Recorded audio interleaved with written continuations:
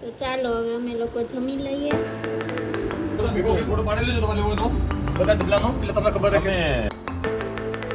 દાળ બાટી આવી ગઈ છે. ત્યાંથી જઈએ છીએ મૂવી જોવા.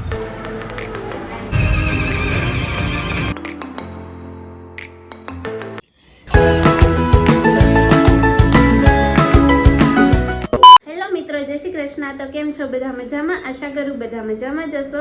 તો જો અત્યારે બપોરના 1 વાગી ગયો છે અને હું ઘણા દિવસ પછી વ્લોગ સ્ટાર્ટ કરું છું. ઘણા એટલે 4-5 દિવસ થયા હશે. અને આજે જો એટલે ઇડલી સાંભાર બનાવું છું આજે હું.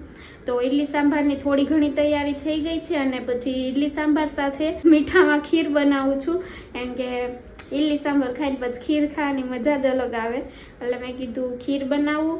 અને બપોરે અત્યારે ઇડલી સાંભાર બનાવું છું. સાંજે હોય, સવારે હોય, બપોરે મેં કીધું જઈ આવે તો ગરમ ગરમ ખાઈ શકે.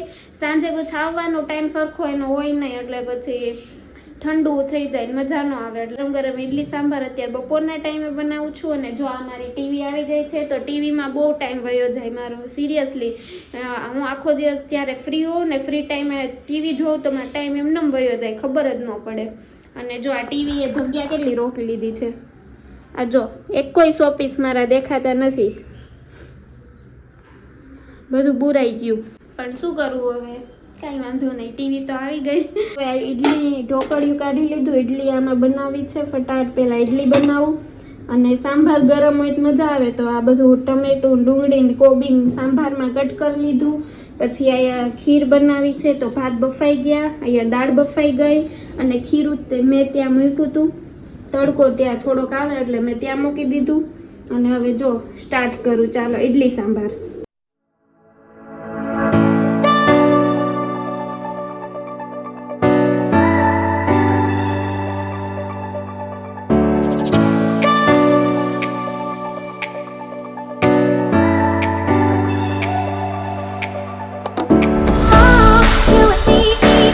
ચાલો હવે અમે લોકો જમી લઈએ.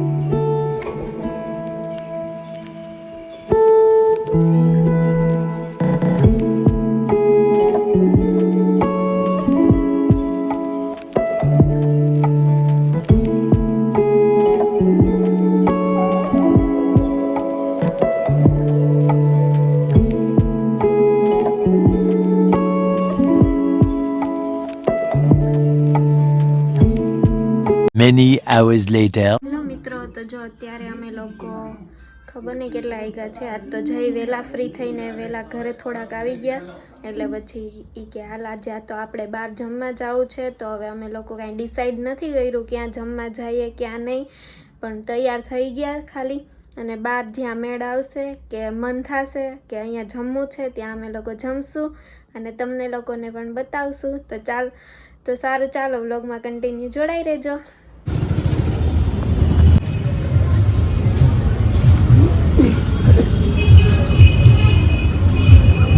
અમે લોકો અહીંયા અમદાવાદની ફેમસ ગોપી દાળ બાટી ખાવા આવ્યા છીએ. લોકેશન સારું છે. કેવી કોઈ દાળ બાટી બધા કહે છે ફેમસ છે, જોઈએ ચાલો.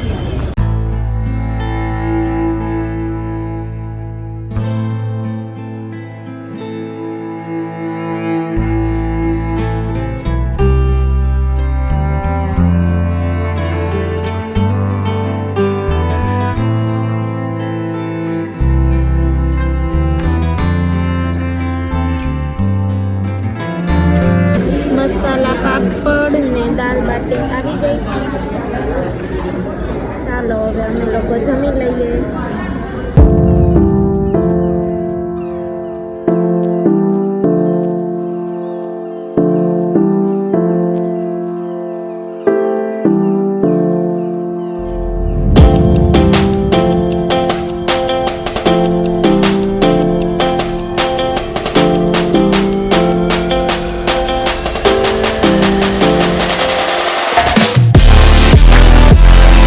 ફાઇનલી અમે લોકો દાલ બાટી ખાઈને નીકળી ગયા છીએ. જો મસ્ત હતી દાળ બાટી.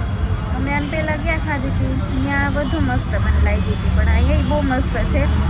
આમ ફેમસ છે અમદાવાદની, એટલે એ પ્રમાણે સારી જ છે દાળ બાટી. બહુ મસ્ત હતી. ને હવે અમે લોકો અહીંયાથી જઈએ છીએ મૂવી જોવા. મૂવી કયું છે? ગુજરાતી મૂવી જોવા જઈએ છીએ કસુંબો. તો ચાલો કેવું છે કેવું નહીં તમને લોકોને કહીશું.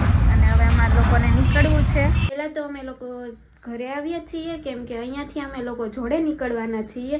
હું ને જઈ જ નથી જવાના, ઘણા બધા અમે લોકો જવાના છીએ, કેમ કે એ લોકો જવાના જ હતા ગ્રુપ પ્લાનિંગ કરીને. પણ એ કપલ જ બધા અમારા જેમ જ છે. અહીંયા અમે મોસ્ટ ઓફ ઘણા કપલમાં જ રહીએ છીએ, આમ જે સોસાયટીમાં રહીએ છીએ ને ત્યાં. તો એ લોકો જવાના જ હતા, પણ પછી જઈ આજે પહેલી વખત ફ્રી છે, તો પછી જઈને ઈચ્છા થઈ ગઈ, તો જઈ કે હાલો આપણે પણ બધા જોડે જઈએ. અને આમ પણ અમે કોઈ દિવસ મૂવી જોવા, મતલબ કે મેરેજ પછી મૂવી જોવા ગયા જ નથી અમે. આ પહેલી વખત આ મૂવી જોવા જઈએ. એ ગુજરાતી મૂવી છે કસુંબો. કેવું હશે કેવું નહીં તમને લોકોને હું કહીશ. અને બધું મિક્સ છે એ મૂવીમાં, આમ કોમેડી તો નથી, એકદમ મિક્સ બધું છે. તો અમે મેરેજ પછી પહેલી વાર જઈએ મૂવી જોવા, અને સગાઈ પછી તે અમે એક જ વાર મૂવી જોવા ગયા હતા. એ મને યાદ છે ક્યારે ગયા હતા. હું, જયદીપ ને જય, એમ 3 જ હતા. આમ 3 મૂવી જોવા ત્યારે ગયા હતા. બાકી મેરેજ પછી પહેલી વખત. એટલે આમ ઓવરઓલ જોઈએ ને, મારે જળ દેવાનું તે પછી હું બીજી વખત મૂવી જોવા જઈ જોડે જાઉં છું. તો સારું ચાલો. સ્વેટર પહેરી લીધું, કેમ કે હજી ઠંડી અમદાવાદમાં ગઈ નથી, તો પછી સાંજે મોડા આવેલું થાય તો ઠંડી લાગે. એટલે ચાલો હવે નીકળું ફટાફટ, બહુ મોડું થાય. જઈ નીચે ઊભાસ.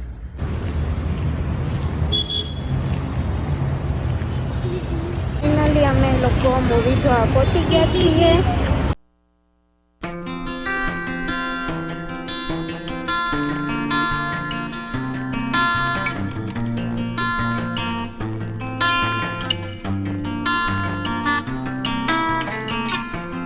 પર શોભી રહ્યું છે એવા પવિત્ર પર્વત શેત્રુંજયની તળેટીનું આ અદભુત ગામ આદિનાથ દાદાની સેવામાં.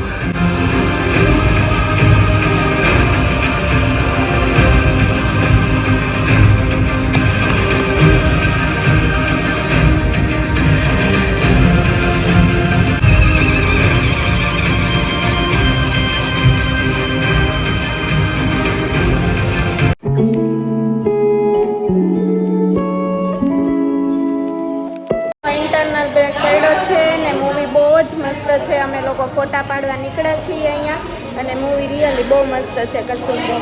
જે જોવા જવાનું એ જોજો રિયલી.